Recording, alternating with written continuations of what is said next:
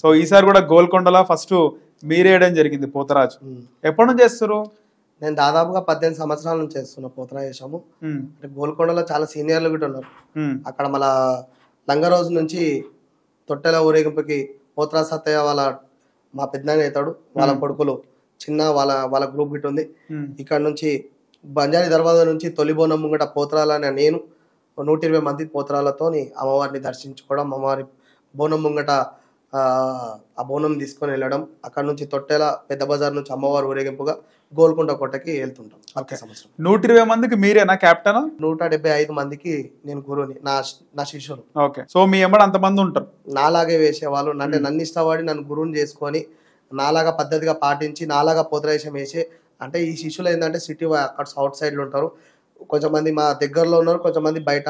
అంటే పోతరాజేశం వేయాలన్న ఇంట్రెస్ట్, వాళ్ళ తల్లిదండ్రులు పర్మిషన్, వాళ్ళ పర్మిషన్తో పాటు వచ్చి వేసిన పోతరాలు సంవత్సరంలో 30 మంది 20 మంది అట్లా కొత్త పోతరాలు తయారవుతూ ఈ సంవత్సరం దాకా 175 మంది పోతరాజులుగా రెడీ అయ్యారు. ఈ సంవత్సరం 120 మందిని వేయించారు. ఒక 120 మందిని వేయించినారు. వాళ్ళందరికి మీరే పెద్ద?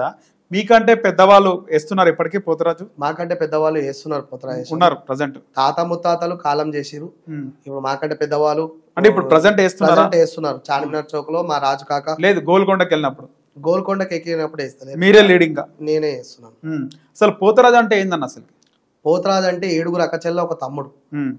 7 అక్కచెల్లకి ఆయన ఎంత తమ్ముళ్ళు పాత్ర ఎంతైతే వేస్తున్నారు. నల్లపోచమ్మ, ముత్యాలమ్మ, నల్ల పోచమ్మ, ముచ్చాలమ్మ, కాళికామాత, ఎల్లమ్మ, పోలేరమ్మ, వీళ్ళకి 7 అక్కచెల్లెలకి ఒక తమ్ముడు అన్నమాట. ఒక తమ్ముడు. ఆ తమ్ముడు ఈ పోతరాజేశము వేయడము, బలారం బండ్ల ముంగట, గొర్రెల తొట్టెల ముంగట, బోనాల ముంగట ఊరేగింపుగా మొదటిగా ఆయన ఉండాలి.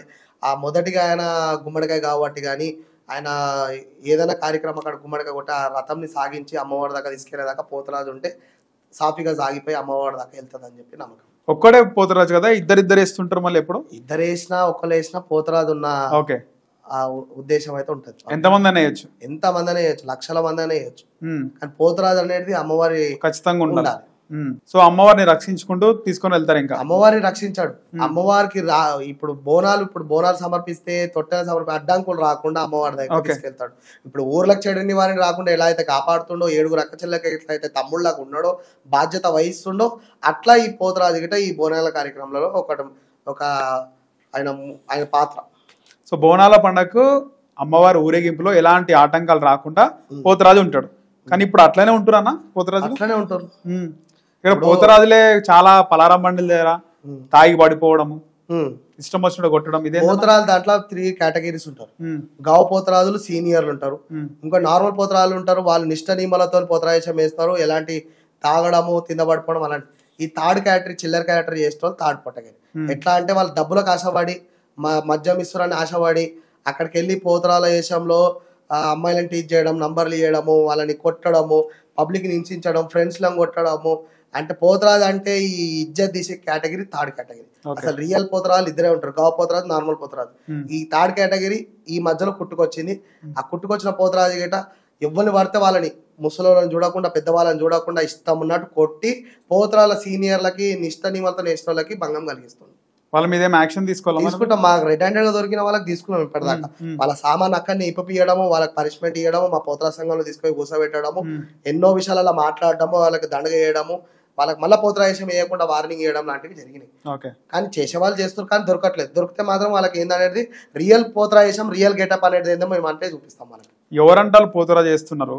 సో పోతరా చేసినప్పుడు వాళ్ళకి ఏం కోచింగ్ కానీ లేకపోతే దానికోసం కానీ తెలుసుకోవడం కానీ ఏముండదా? డైరెక్ట్ కోచింగ్ అంటే ఉంటుంది. థర్డ్ కేటగిరీ వాళ్ళు, థర్డ్ కేటగిరీ వాళ్ళు ఎట్లా అంటే, ఇప్పుడు మా దగ్గరకు వచ్చిండు, నువ్వు చిల్లరగాను అని అర్థమైపోయినాక నేను పోతరాజేశం వేపిస్తామా? ఏపీఎం ఎలగొట్టేస్తాం. ఎలగొట్టినప్పుడు కొంచెం అధిక తెలివితో ఏం ఆలోచన చేస్తాడంటే, ఎక్కడో ఒక దగ్గర తక్కువకి వచ్చే సామాను కొనుక్కోవడము, వానంతలా వాడే గురువు, వాడే దైవము, వాడే తల్లి తండ్రి అంతా వాడే, ఏదో గెటప్ ఏదో రోడ్ల మీద తయారవుతాడు, వచ్చేస్తాడు, ఏదో బ్యాడ్ కూడా ఆడతాడు, సప్పుడు దాకా పోతాడు, అందరినీ కొడతాడు, వాని ఇష్టం ఉన్న ఆటోమేటిక్ చేసుకుంటాడు, వెళ్ళిపోతాడు. దొరికిందా తన్నులు తింటాడు, దొరకలేడా వెళ్ళిపోతాడు. షోకు ఉంటుంది అంతే. అంతే, ఏముండదు. ఇప్పుడు గురువు అనేటువంటి గురువు లేని విద్య గుడ్డి విద్య. గురువు దగ్గర పోతే గురువు దగ్గర 12 రకాల నియమాలు ఉంటాయి, కష్ట సుఖాలు ఉంటాయి, కండిషన్స్ ఉంటాయి. ఆ కండిషన్స్ అన్ని ఉంటేనే కదా నువ్వు స్కూల్లో చదువుకున్నావు. అట్లనే ఈ కండిషన్లు ఉంటేనే పోతరాజేశం వేయగలుగుతాం. కండిషన్ లో చాలా చెప్తాడు ఆయన. గోర్లు తీసుకోవాలి, కటింగ్ చేయించుకోవాలి, నిష్ట నిమలతో ఉండాలి, అమ్మనాన్నతో గొడవడద్దు, కాలు మొక్కి రావాలి, గురువు కాలు మొక్కాలి, తోటి విద్యార్థులతో అలైబలే ఉండాలి, తాగొద్దు, అట్టిపండు తినాలి, గ్లాస్ పాలు తాగాలి, పోతరాయేషం అయిపోయాక మళ్ళీ సామాన్కి పూజ చేసుకోవాలి, వేయక ముందు చేయాలి, వేసిన తర్వాత చేయాలి, పోతరా తాగొద్దు, ఎక్కడ పడితే అక్కడ పడుకోవద్దు, కూర్చోవద్దు, నీటి ఉన్న దగ్గర ఉండాలి. అన్ని ఎట్లయితే చదువులో గురువు ఎట్లా చెప్తాడో అట్లా ఈ గురువు కూడా చెప్తాడు. ఆ విధానంగా నడుచుకుంటే నువ్వు కోట్లు పడగెత్తావు.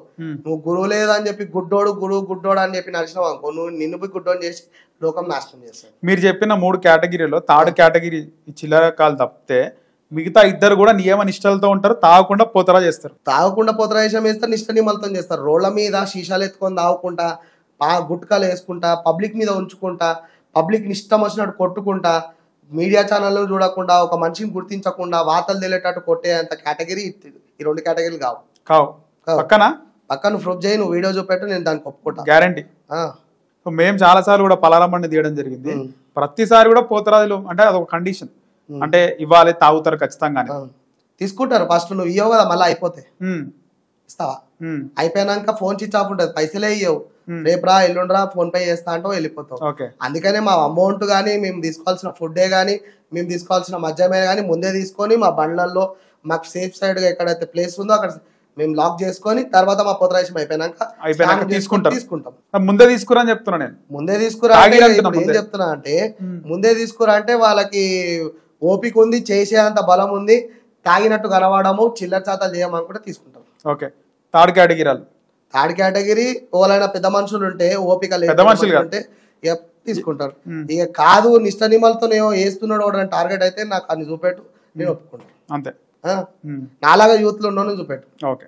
ఇప్పుడు బోనాల పండగకి చాలా మంది చూసుకుంటే ఈ బోనాలు పలారమ్మండి తీసుకోవాలి అందరూ, అంటే గొల్లోలు, గౌన్లోలు, ముదిరాజులు, మున్నూరు కాపులు, మాలోలు, మాదిగోలు, చాకోలోలు వీళ్ళే ఉంటారు ఎక్కువ. కుమ్మరోలు కులాల పేర్లు తీయకు, ఎందుకంటే భూమి పైన పుట్టింది మానవుడే.